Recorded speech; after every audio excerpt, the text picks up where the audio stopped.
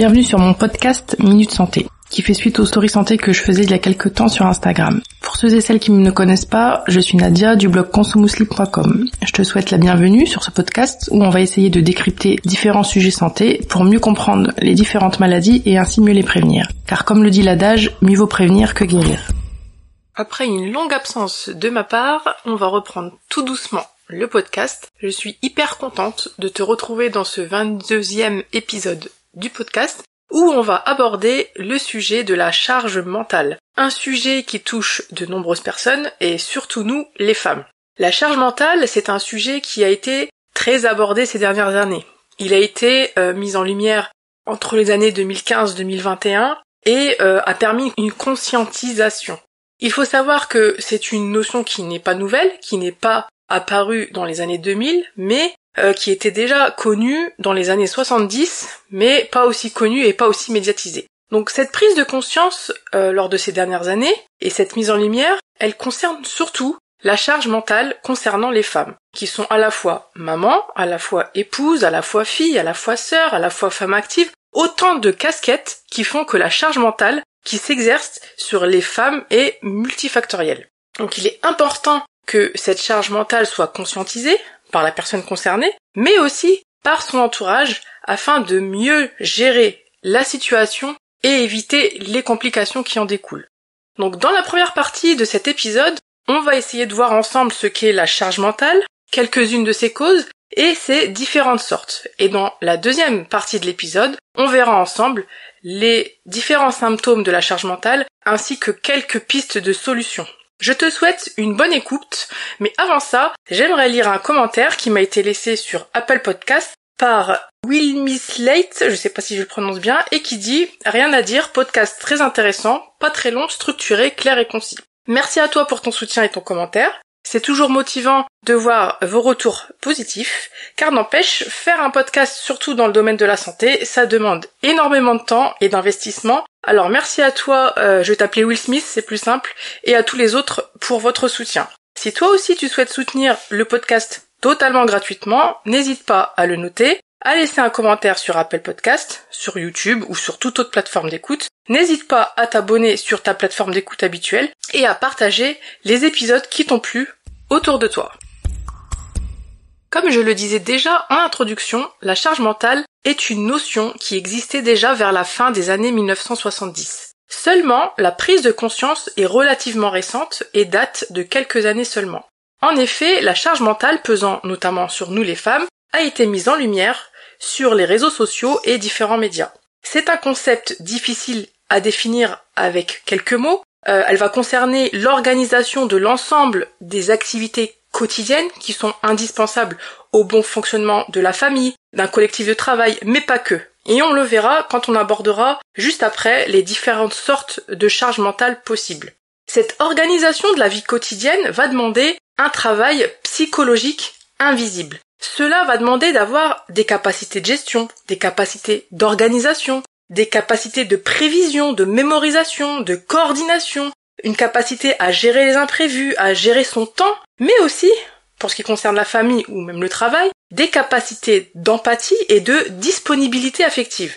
Donc on le voit bien à l'énumération de tout cela, quel poids pèse sur nos épaules. Ce travail devient d'une complexité plus importante avec notamment les nombreux changements sociétaux, les changements au niveau de la cellule familiale, au niveau du monde du travail, etc., etc. En effet, ces dernières années, ces dernières décennies, nos activités, nos engagements sont de plus en plus nombreux et variés.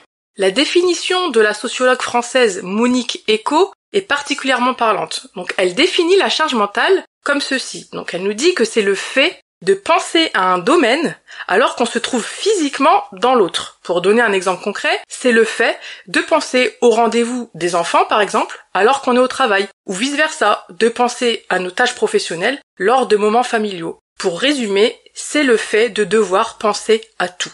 Les causes de la charge mentale sont multifactorielles. Comme on l'a dit précédemment, les activités que l'on doit faire sont de plus en plus nombreuses, des activités aux contenus divers et variés. Pour traiter une seule information, on va passer par 4 étapes. Donc la perception de cette information, son interprétation, son évaluation et une réaction en découle. En cas de charge mentale trop importante, ce système de traitement des informations, il est sursollicité. Nos performances de traitement de l'information diminuent et on finit par littéralement saturer. Donc la perception d'une information passe grossièrement par 3 voies. Une voie qu'on va appeler une voie cognitive, par la mémoire et par une voie affective. Et s'ensuit par la suite un comportement adapté ou inadapté quand le système est surchargé. En cas de surcharge mentale, les contraintes vont s'exercer sur ces différentes voies. On va ressentir une contrainte cognitive, souvent due à la surcharge de tâches auxquelles on doit penser, que l'on doit planifier, etc., etc. On peut également ressentir une contrainte émotionnelle. C'est quand là où les tâches vont non seulement être excessives, mais aussi avoir un caractère urgent, relever de notre responsabilité, le genre de tâches auxquelles si on ne pense pas ou si on ne les fait pas, on va se mettre à culpabiliser pour X raisons, parce que ça concerne le bien-être de nos enfants ou quelqu'un d'autre. On a donc une pression émotionnelle et une pression temporelle, une pression du temps. J'essaie de simplifier un maximum, c'est bien entendu beaucoup plus complexe que cela, mais rien ne sert de faire trop compliqué, ça va nous rajouter justement de la charge mentale inutile, et ça serait le comble vu le sujet de l'épisode du jour. On peut décrire différents types de surcharge ou de charge mentale qui cohabitent et qui vont se surajouter. Donc par exemple, la charge mentale éducative ou familiale, c'est ce qui va concerner la gestion du foyer, l'éducation des enfants, etc., etc. La charge mentale émotionnelle, qui peut tout autant concerner la sphère privée que la sphère professionnelle, et qui justement engage des compétences telles que l'empathie et la disponibilité affective que l'on doit déployer dans sa vie privée ou dans certains métiers, en plus de tout le reste. On peut aussi citer la charge mentale au travail, la charge mentale écologique, etc., etc. Donc l'addition de ces différentes charges mentales peut amener à la surcharge mentale et à l'extrême aboutir à des états d'épuisement, de surmenage. Donc voyons maintenant comment cela peut se manifester. Finalement, nos réactions à la charge mentale, ou devrais-je dire à la surcharge mentale, sont les mêmes que celles secondaires au stress. Et on peut donc observer les mêmes effets négatifs sur la santé. Ces différents symptômes vont se manifester globalement dans 4 sphères principales, au niveau physique, au niveau émotionnel, au niveau intellectuel et enfin au niveau comportemental. Et comme dans le stress, on va observer différentes phases. Une première phase qui doit nous servir d'avertissement, d'alerte, et qui concerne la majorité du temps la sphère émotionnelle et affective. Une deuxième phase où les différents symptômes observés seront légers. Dans la troisième phase, on commence déjà à accumuler et donc les symptômes deviennent plus importants et plus profonds. Et enfin, la dernière phase où on peut parler d'épuisement. C'est la phase où tout décline et où l'on est dépassé et tout finit par s'effondrer. Voyons ensemble quelques-uns de ces symptômes. Dans un premier temps, je vais vous les énumérer par catégorie de symptômes, donc physiques, émotionnels, intellectuels et comportementaux. Et pour que ça puisse te servir de repère, je vais les énumérer par la suite par phase. Comme ça, dans le cas où tu es concerné par ce sujet, cela te permettra de te situer et d'entreprendre les bonnes actions en fonction du stade où tu te situes. Commençons donc par les symptômes physiques. Comme je l'ai déjà dit, ils sont similaires aux signes du stress. Donc on peut observer en cas de charge mentale importante des douleurs au ventre, avec parfois des troubles du transit, donc soit de la diarrhée, soit de la constipation, soit des ballonnements. Ces troubles digestifs peuvent s'accompagner de troubles de l'appétit, donc soit l'appétit diminue, soit il augmente, soit on observe l'apparition de grignotage, qu'il n'y avait pas avant, ou des compulsions alimentaires qui peuvent apparaître aussi. On peut observer aussi des maux de tête, avec une sensation littéralement de tête qui va exploser.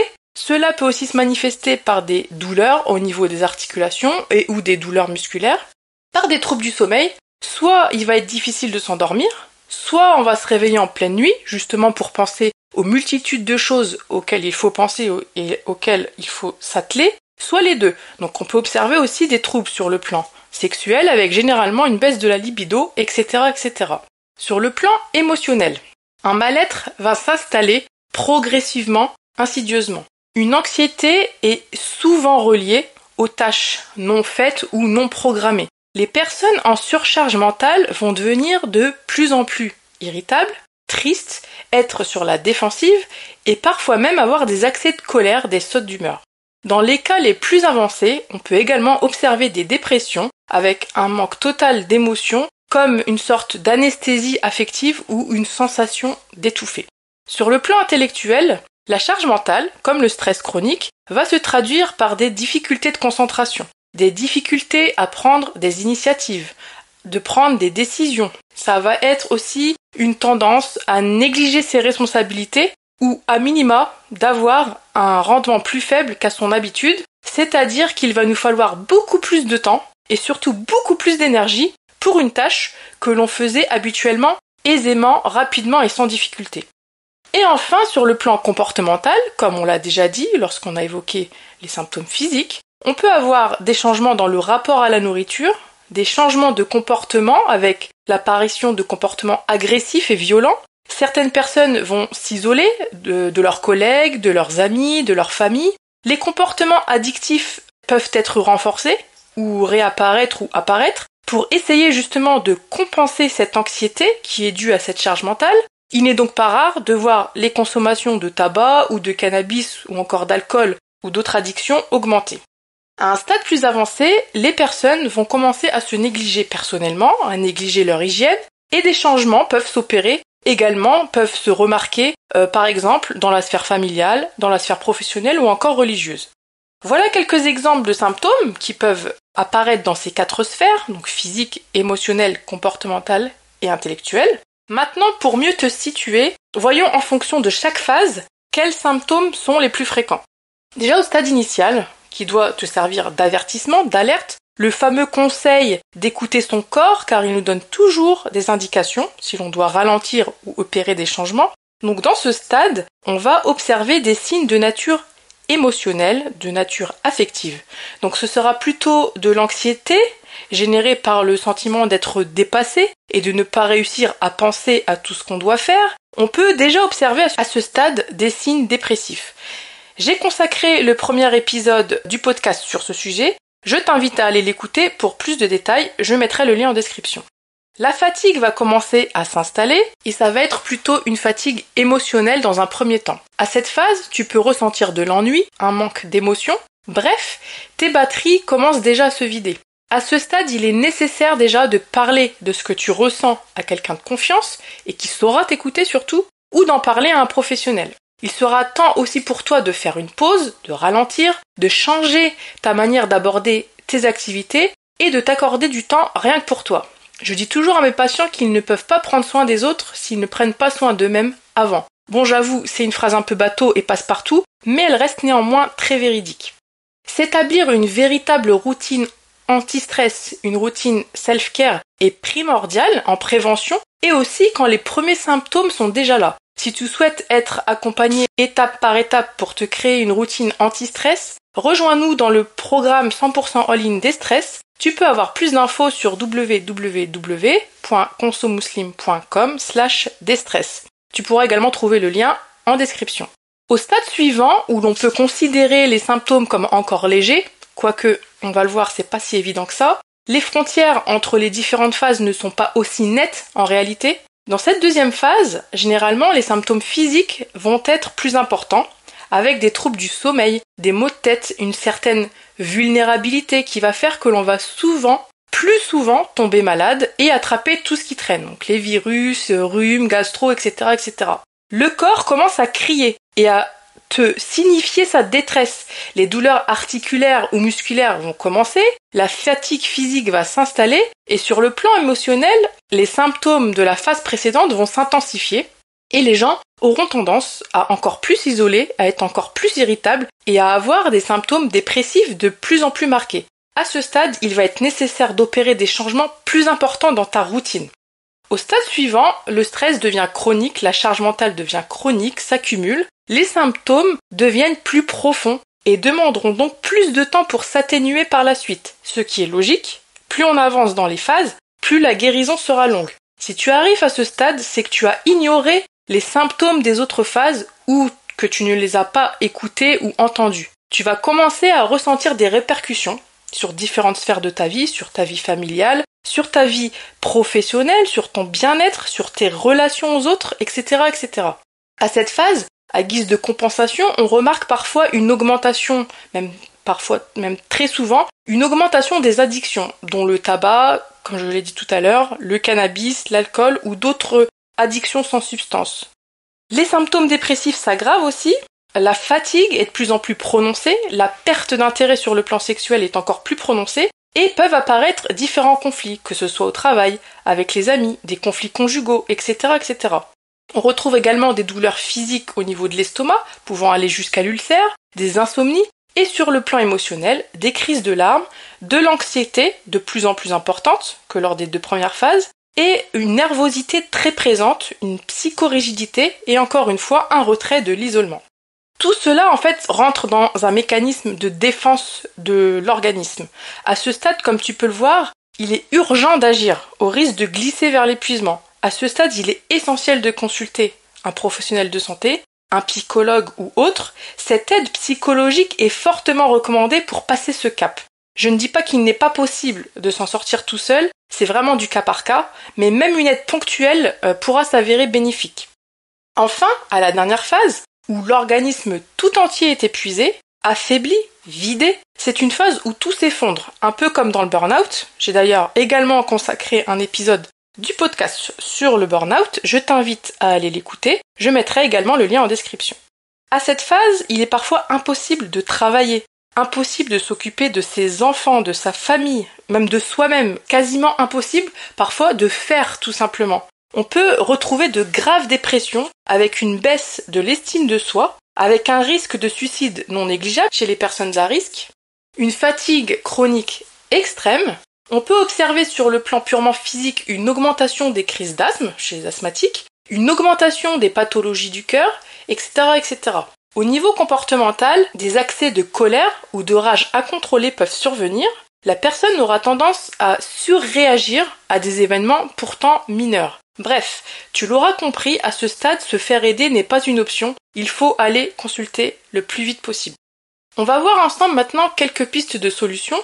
La première étape est la conscientisation du problème, c'est-à-dire prendre conscience que l'on est dépassé et surtout l'accepter. Sans cette prise de conscience, la suite n'est pas possible, car la personne concernée va rester dans le déni et continuera dans sa routine autodestructrice. De façon globale, il va falloir se fixer des objectifs réalistes et des routines réalistes également. Les routines sont très bien car elles permettent, dans quelque sorte, automatiser mentalement des tâches récurrentes et donc de diminuer la charge mentale. Elles restent bénéfiques seulement si elles restent réalistes. J'insiste. La charge mentale survient souvent car on est sursollicité. Il convient donc de faire du tri dans ce que l'on a à accomplir. Faire le tri et ne garder pour nous que les tâches non délégables, que les tâches qui ne sont faisables que par nous-mêmes. Pour le reste, il faut savoir partager avec votre conjoint, impliquer les enfants, la famille, voire se faire aider par quelqu'un d'extérieur et, dans un troisième temps, de supprimer les tâches inutiles, parasites que vous faites mais qui ne sont pas forcément utiles. En amont, ou plutôt 2, prioriser et déléguer. Il faudra également lâcher prise et arrêter de vouloir que tout soit toujours parfait. Je rigole parce que je suis pas du tout bien placée pour vous dire ça. Donc je disais, il faut également lâcher prise et arrêter de vouloir que tout soit toujours parfait.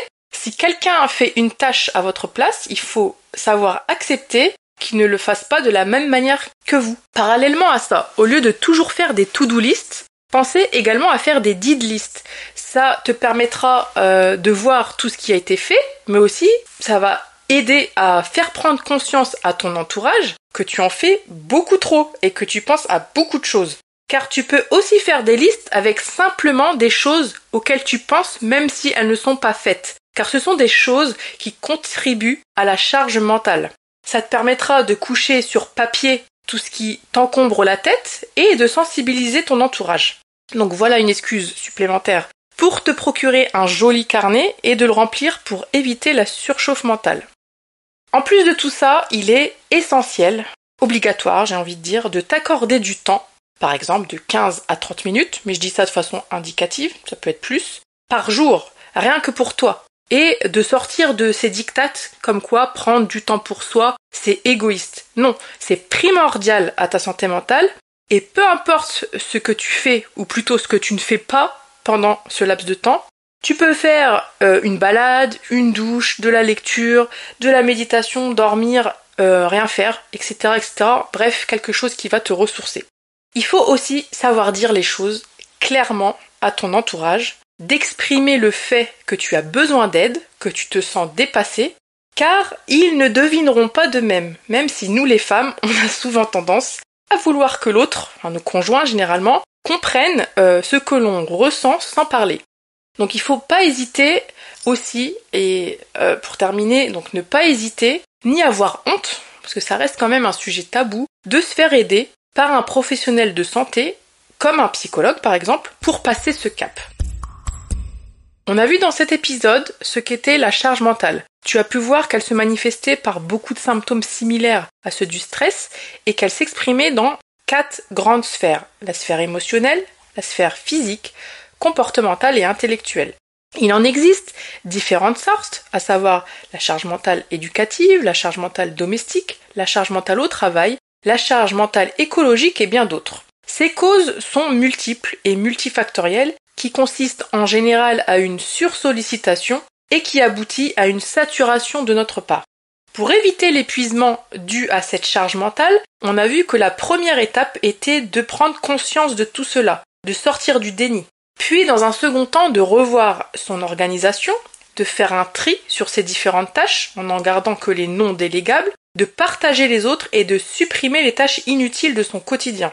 On a vu également l'importance de s'établir une routine. Parallèlement à cela, on a vu qu'il ne fallait pas hésiter à exprimer ses besoins et ses émotions à son entourage pour qu'ils fassent leur part et aussi d'impliquer les enfants si l'âge le permet bien entendu. Prendre soin de soi n'est pas une option non plus. Il est primordial de faire des breaks assez réguliers pour éviter la surcharge mentale et exit la culpabilité et surtout le perfectionnisme. Lâcher prise sera le maître mot. Et bien entendu, dans certains cas, se faire accompagner par un psychologue ou un autre professionnel de santé sera nécessaire. J'espère que cet épisode t'a été utile. N'hésite pas à le partager à une personne concernée par la charge mentale, la surcharge mentale. Tu peux retrouver le résumé écrit du podcast directement sur le blog avec tous les liens cités. Si ce n'est pas déjà fait, abonne-toi au podcast Minute Santé pour ne rater aucun épisode. Je te dis à bientôt pour un prochain épisode.